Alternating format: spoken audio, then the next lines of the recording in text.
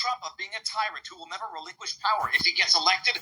Wrong, because he did it the first time, and wrong because they are literally right now trying to never relinquish the power that they have. It's obscene. When they accuse Trump of desecrating the Constitution, it's absolutely obscene because it's exactly what they're doing right now. When they accuse Trump of not respecting the courts, denigrating the courts, it's obscene because it's absolutely what they're doing right now. But without further ado, I'm going to play you the video, and it's going to make your blood boil. Watch this. What can be put into the Constitution can slip away from you very quickly.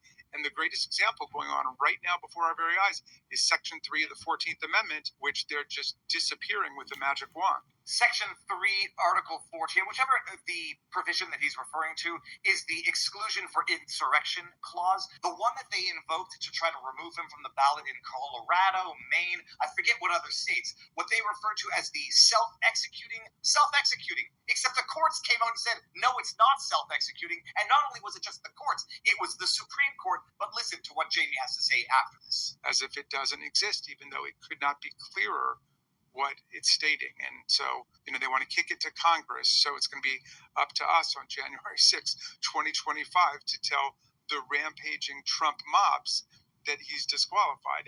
Oh, I'm sorry. Jamie Raskin is suggesting that Congress on January 6, 2025 is going to say, sorry, Donald Trump and Trump supporters who just democratically elected Donald Trump.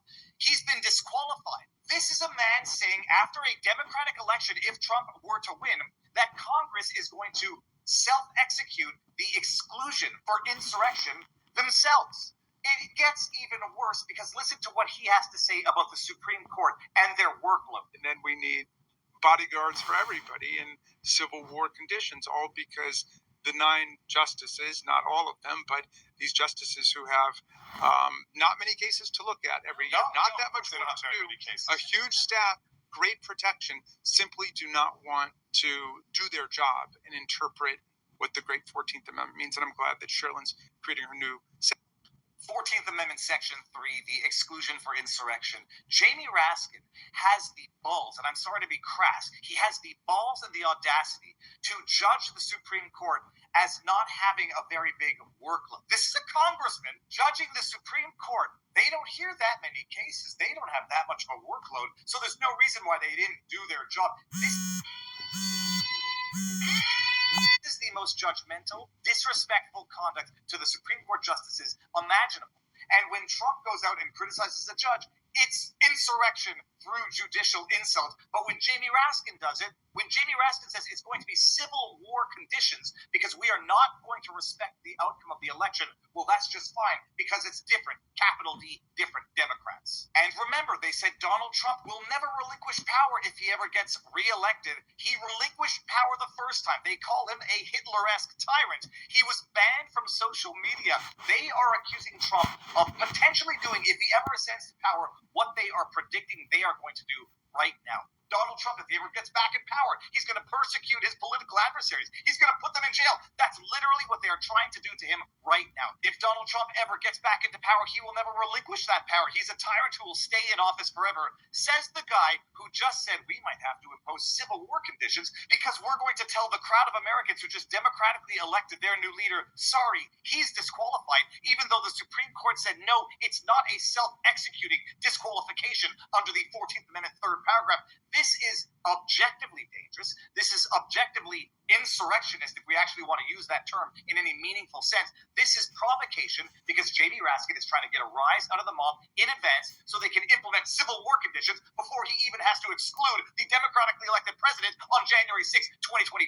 And then he talks about security. Oh, well, the Supreme Court justices, they have good security. Well, luckily they do because some people show up on their front lawns with a gun and a knife looking to kill them. He says, well, after we defy democracy, we're going to need better security because the Trump mob is going to be so angry at us for defying democracy that we're going to need protection. This is not a government by the people, for the people. This is not a government that fears the people. These are objective tyrants who fear not the people, and therefore we live in tyranny, not democracy. Jamie Raskin should be, I don't know if it's impeached or whatever, there should be sanctions for what Jamie Raskin has said today because this is an act of provocation.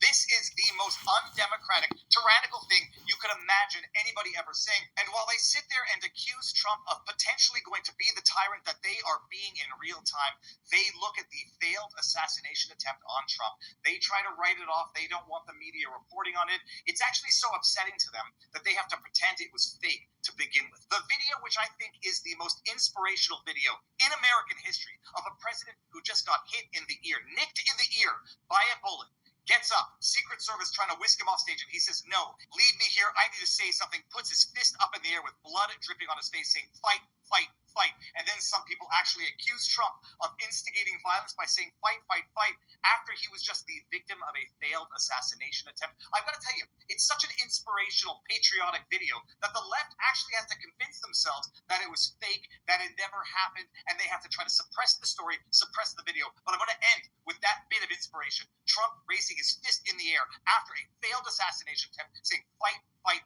fight." But when Trump says "fight like hell," protest patriotically, it's insurrectionist talk. When Gretchen Whitmer says "fight like hell," when Kamala Harris gets out there and says "when we fight to win," well, that's just totally fine because it's capital D different. Here is the video. Never forget, never forgive, and my goodness, show up in droves to vote. And if they dare try to then say, "Sorry, we're disqualifying your candidate," my goodness, I guess the Supreme Court will have to make it even clearer to the bonehead tyrants like Jamie Raskin. Jamie Raskin, as they say in 300, may you live forever. Here's the video. Peace out, people. Make sure that you are liked, shared, subscribed, etc., etc. Turn on notifications. If you want to support what I do, vivabarneslaw.locals.com, merch at vivafry.com. But above all else, never forgive, never forget, and let this be the defining moment of 2024 and the future of America.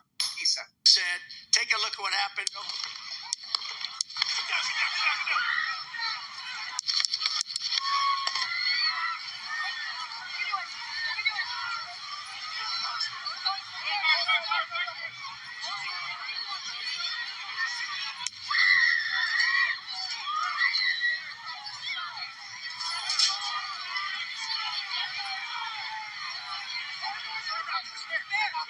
Hold, when you're ready, on you. Ready? Move! Move! Go! Hawkeye's here. You ready?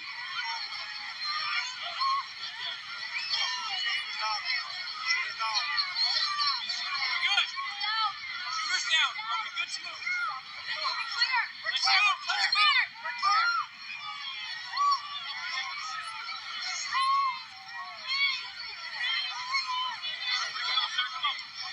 Let me get my shoes. I got you, sir. I got you. Let me get my shoes. Hold on, your head is bloody. So we gotta move to the box. Let me get my shoes. Watch out.